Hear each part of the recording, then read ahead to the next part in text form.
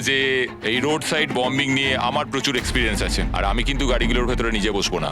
তার মানে তুমি একটা গাড়িতে ছিলে যেটা রিয়েল মাইনের ওপর দিয়ে গেছে। হ্যাঁ, টেররিস্ট অনেক সময় রোড সাইড বোম একটা ডিবে পুঁতে রাখে, আর যখন এটা ফেটে যায় তখন মনে হয় মাটিটা যেন পুরো কেঁপে আমি উঠলো। সত্যি এটা জানি না, আশা করবো এটা শুনে কেউ ট্রমাতে চলে যাবে না না। মানে সেরকম না।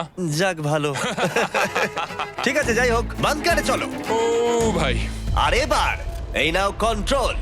এটা কঠিন হবে। এখন সময় প্রথম গাড়িটা চালানোর। স্বাভাবিকভাবেই কোনো মাইনের ওপর দিয়ে গেলে গাড়িটা উড়ে যাবে। চলো ভাই, যাওয়া যাক। এটা শুরু হয়ে গেছে। প্রথম গাড়িতে ও কোনো টাকা রাখেনি, তাই এটাতে কোনো রিস্ক নেই। কিন্তু এই গাড়িটা দিয়ে যতটা ম্যাপ ও কভার করতে পারবে ততটাই ও পরের গাড়িটাকে বাঁচানোর সুযোগ পাবে। তুমি ডান দিকের রাস্তা দিয়েও যেতে পারো, বাঁ দিকের রাস্তা দিয়েও যেতে পারো। আমি বাঁদিকে যাব। আমার সত্যি ভয় করছে, যে কোনো সময় মাইন ফাটতে পারে। ও না!